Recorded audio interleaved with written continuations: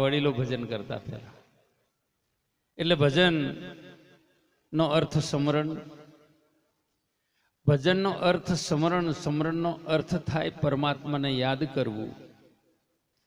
અને એ યાદ શબ્દ ક્યારેક અવરો ફરે તે દાડે એની દયા થયા વગર રહેતી નથી.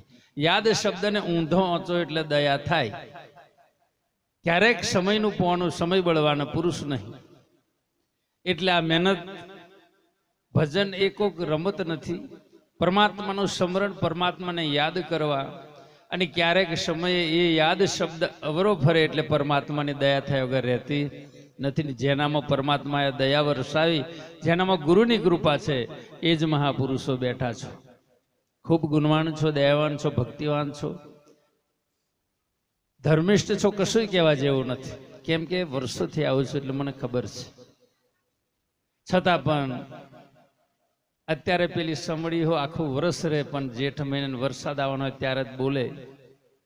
તેમ અમારે પણ અમારી ફરજને અદા કરી બે શબ્દ કહેવા.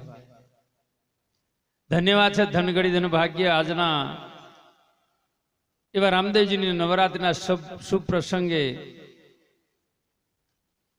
એવી પાવનકારી ધરતી ઉપર ગામ વીરાપુરા ગેંગડિયા મુકામે એવા સદગુરુના પ્રેમીઓ છે વરસનભાઈ સાથે, તેઓના જીવન સંગીની સાથે, તેમનો સગળો પરિવાર સાથે સર્વે નગરજનો ખૂબ નિખાલસ ભાવથી એક પરમાત્માના નામ ઉપર, ગુરુના નામ ઉપર, ધર્મના નામ ઉપર, પરમાત્માનું આપેલું શરીરનો સદુપયોગ કરી પોતાનું જીવન નિર્થક ન જાય. અને ક્યારેક આપણો મનુષ્ય દેહનો જન્મ ફેરો માથે ન પડે એવા ભાવથી ખૂબ સમજદાર છો, ખૂબ વિવેકી છો.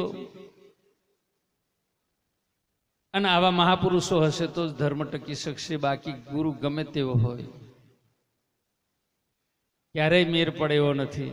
કેમ કે આવા સંતો મહાપુરુષોનો આશરો હશે, આવા સાથીદારોનો સહકાર હશે, આવા ગુણવાન ભક્તોનો સહકાર હશે તો જ કંઈક ધર્મ આપણે સહકારથી આગળ ધપાવી શકશું. બાકી ગમે એવો સંતો હોય એકલા શિષ્યથી પણ તરે નહીં, એકલા ગુરુથી પણ તરાય તેમ નથી. ગુરુને તારીને શિષ્ય આપ તરે, એવું મહાપુરુષોનું કહેવું છે. કેમ કે સમુદ્રની અંદર જઈએ અથવા આપણે નર્મદા નદીના જેવા તટ ઉપર જાય છે, ઘણાઈ જાય છે રેવાજી, અને એવી ભરી નદીની અંદર જો તરવું હોય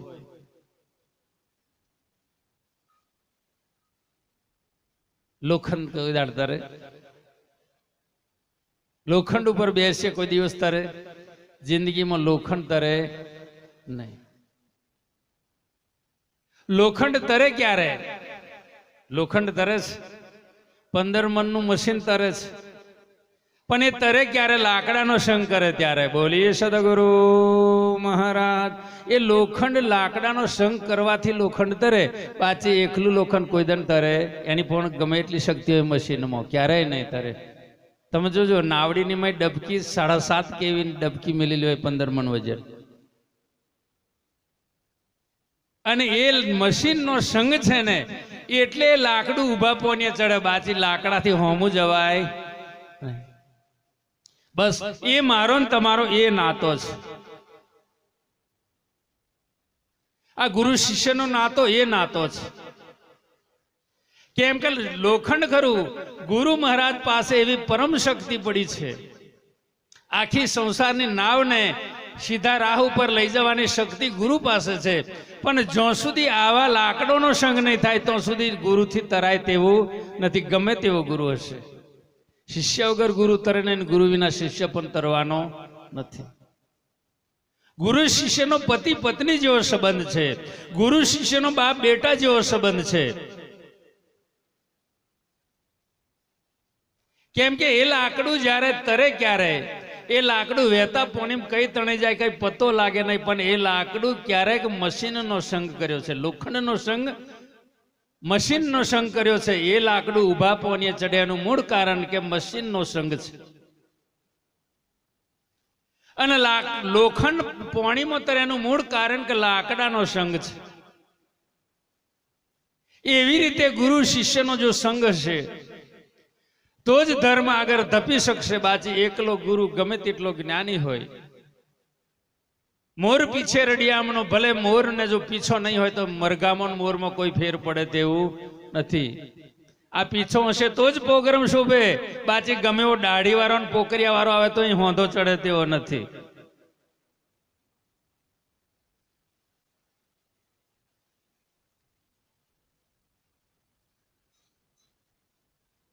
બોલીએ સદગુરુ મહારાજનો જય. ગુરુ શિષ્યનો નાથો. આપણે ઘણા દાડા અહીંયા આગળ કહું છું હું કે સોનું અત્યારે 72,000 રૂપિયા છે, 1 તોલાનો ભાવ. ભગત 72,000 રૂપિયા છે 1 તોલાનો ભાવ. અને તોંબો 700-800 રૂપિયા કિલો. તોંબાની કિંમત કિલા પર વેચાય ને સોનું તોલે વેચાય.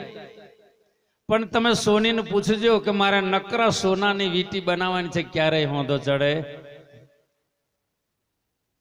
સોનું બારીક આવે, ખાલી નાજુક હથોડીનો ફટકો પડે એટલે એ સોનું તૂટી જાય. સોનાને કોઈ દાડ કોઈ ખરીદે નહીં. મારી બહેનોને પૂછી જવું, મારી માતાઓને પૂછો કે આજ સુધી કરોડપતિ છે પણ કોઈ એમ નથી મને સોનાનો ટુકડો આટલો આપી દે 2 લાખ રૂપિયાનો. એ સોનું વેચાય ક્યારેક, એ સોનાનો દાગીનો બને તો એની કિંમત થાય. બાજી તો સુધી મેર પડતો નથી. બોલીએ સદગુરુ મહારાજ. લોખંડ હથિયાર બને તો એની કિંમત ઉપજે. બાજી લોખંડ ભંગારમાં જાય, બાજી લોખંડની કોઈ બીજી કિંમત ઉપજે નહીં. એક આટલી કોળીના 200 રૂપિયા 300 રૂપિયા લે, પણ એની ઉપર ઘાટ ઉતરે ત્યારે, જ્યાં સુધી મારા તમારા ઉપર ઘાટ નહીં ઉતરે તો સુધી ઓની પણ કિંમત ઉપજવાની નથી. ઓને કોઈ ખરીદે એવો નમ્ર. બોલીએ સદગુરુ મહારાજ. કેમ કે પરમાત્મા પાસે મનુષ્ય દેહ મળ્યો, મારું સ્વરૂપ આપ્યું છે, એ દેહે તે કેવું કર્મ કર્યું ને હવે તેને કઈ જગ્યાએ મૂકવો, એ મારા નાથની કૃપા છે, એ પરમાત્માની સત્તા છે. પણ જીવતે જીવે મુક્તિ અપાવી, જીવતે જીવે 184 મટાડવી, પરમાત્માનું દર્શન કરાવી દેવું, આ જન્મ મરણનો ફેરો મટાડો એ પરમાત્મા પાસે નથી. મોક્ષની ચાવી સમર્થ સદગુરુ પાસે પડી છે. બોલીએ સદગુરુ. એટલે જ ભગવાનને પણ ગુરુ પાસે જવું પડ્યું છે. પરમાત્માની ગતિ, ભગવાનની ગતિ ભ્રમતક છે, ગુરુની ગતિ પર ભ્રમતક પોકી છે. પણ ગુરુ મહારાજો હવે ઈંદ કરવાનું ચાલુ કર્યું છે. બોલીએ સદગુરુ મહારાજ. પોની અમારા ગુરુ મહારાજ કહેતા, ભગત પોની પીજો ગારીને ગુરુ કરજો જોની ને એવું. બસ સંશય મટાડવો એ અમારી ફરજ છે. સંશય ઊભો કરવો એ અમારી ફરજ નથી. બ્રહ્મમાંથી કાઢવો એ અમારી ફરજ છે. બ્રહ્મની અંદર ઘુસાડવો એ તો બળવા કરતેલા ને ઢાંકવો ગાડી. બસ ગુરુનો નાતો, જેને સ્વાર્થનો અંત, એનું નામ સંત. સમતા, સ્થિરતા, નિર્મળતા અને જ્ઞાનનો પ્રકાશ 4 લક્ષણ જેની પાસે નથી એને સંત કહેવામાં આવે નહીં. સંત બનવું સહેલું છે, પણ સંતનો ધર્મ નિભાવવો બહુ મુશ્કેલ છે. ઘણોને એવું ખરું કે અહેમદ મજા છે, મહારાજ બન્યા પછી રૂપિયાનો ઢગલો.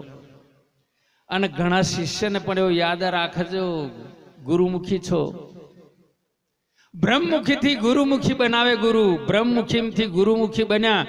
ગુરુમુખીથી અંતર્મુખી બનવું એ પોતાના હાથની વાત છે. બોલીએ સદગુરુ મહારાજ. બ્રહ્મમુખથી ગુરુમુખી બન્યા, ઉપદેશનું જ્ઞાન લીધું, ગુરુમુખી બન્યા પછી અંતર્મુખી બનવું એ આપની પાસે શક્તિ છે, ગુરુ પાસે નથી.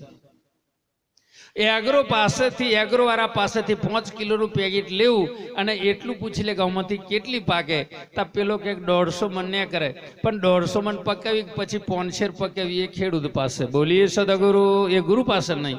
એ એગ્રો વાળા પાસે, બિયારા પાસે નથી. ગુરુ મહારાજ ભક્તિનું બીજ, વચનનું બીજ, જ્યારે જ્ઞાનનું બીજ, ધર્મનું બીજ જ્યારે વાવેતર કર્યું, એમાંથી અમર ફળ તક પોકવું, મહેનત કરવી એ તમારા હાથમાં છે, ગુરુ પાસે નથી. સદગુરુ કહી જાય એમ જો કરી જાય તો પરમ ગુરુ પોતાની પાસે ખાસ ધ્યાનમાં રાખવાની જરૂર છે.